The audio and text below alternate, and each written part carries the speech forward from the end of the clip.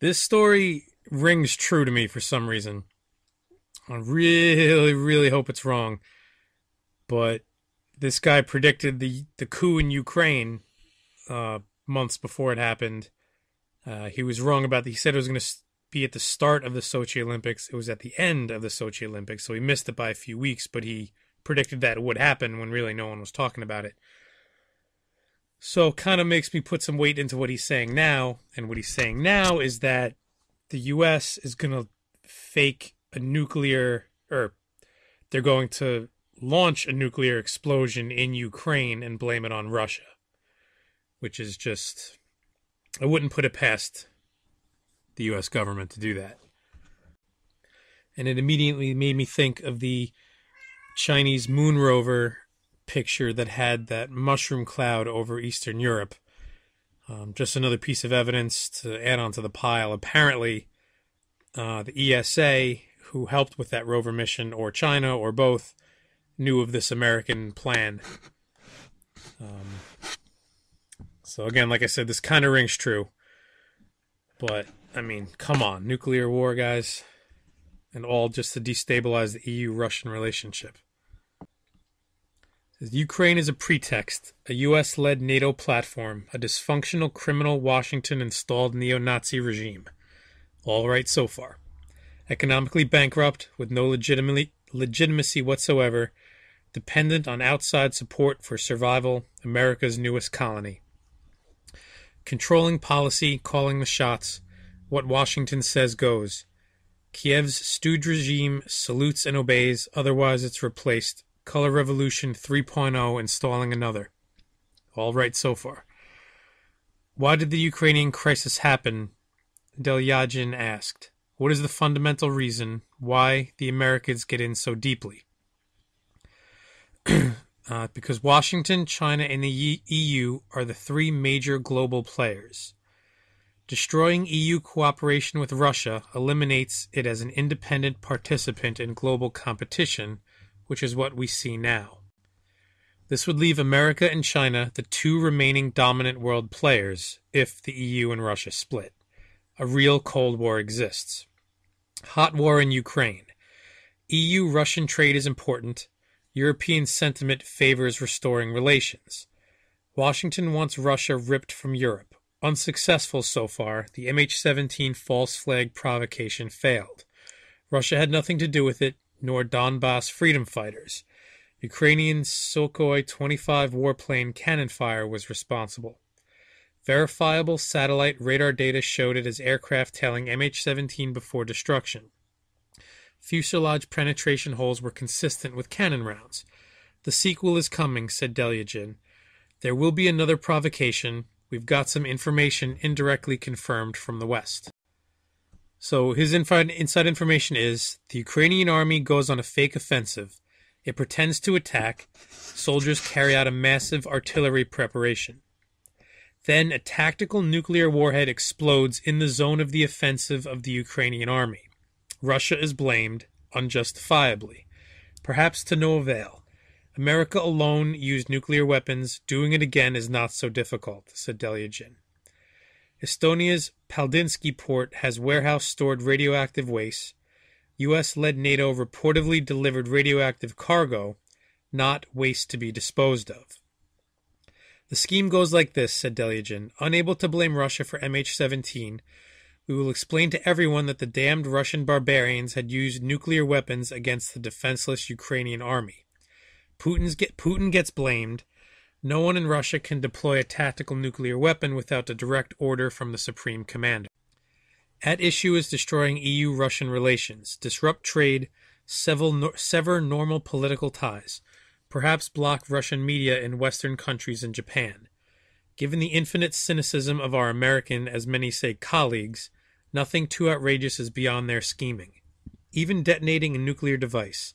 False flag criminally blaming Russia, 9/11 on steroids. Too grave to ignore.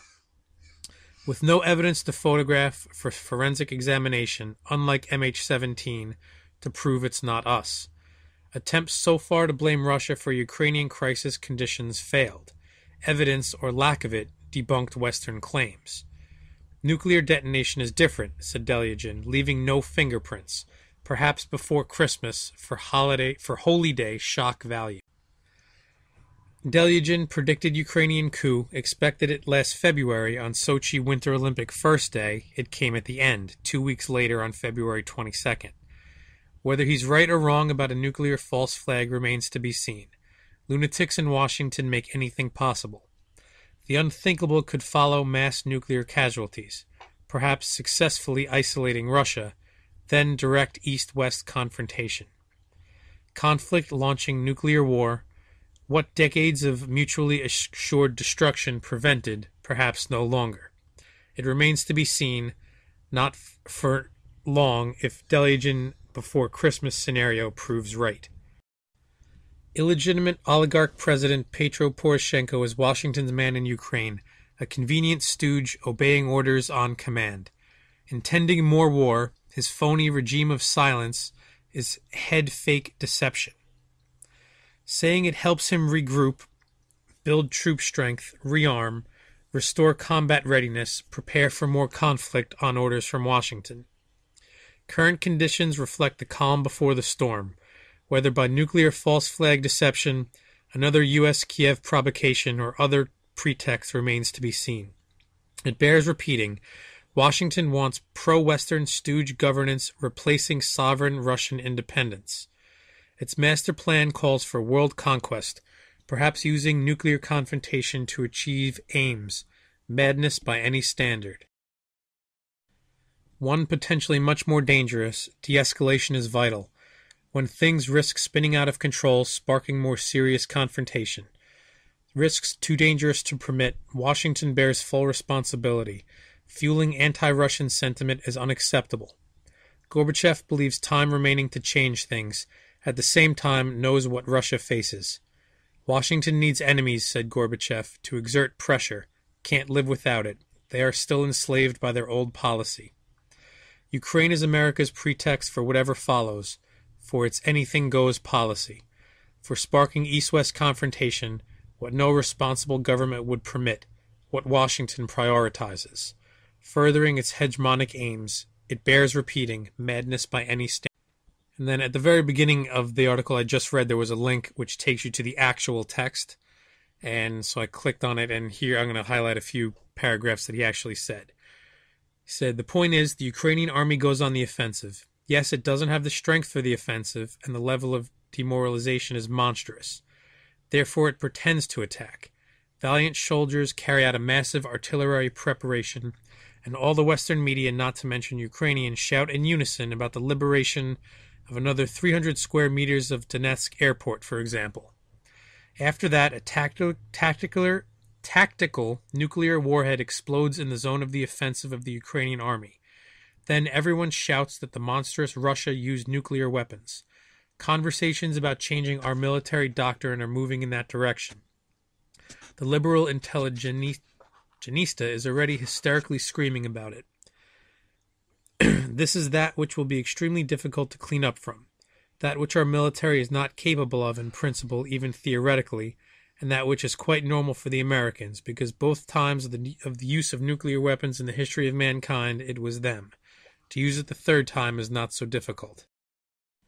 Sorry, this will be a catastrophic situation, and it is unlikely to happen right now in mid-December, because for a shock value it must happen on a holy day. So I think that the threat exists before Christmas. The strongest threat. I may be wrong on the details, because this is an indirect data. I don't hold the candle. I have no blood writings, and I don't have agents to bring you hard evidence. And moreover, I sometimes make mistakes with dates. I thought a coup by Ukrainian Nazis will happen on the first day of the Olympics, but it happened on the last day of the Olympics. Colleagues, I made a mistake. It happens. That's some serious language there. I have no blood writings. He doesn't have agents. And saying it'll happen on a holy day, that's what they do. Whether it's Hanukkah or Saturnalia or whatever they're going to choose. They like, the dates are important. The symbolism of the actual dates and the holidays is very important to these people. So it makes sense that it would happen in the time leading up to Christmas or Saturnalia. So I thought I'd put this out there. It seems right. It seems like this is something that America would definitely do. They tried hard with MH17, and outside the echo chamber of Washington, it really isn't going anywhere, the propaganda. So they're going to need to do something else.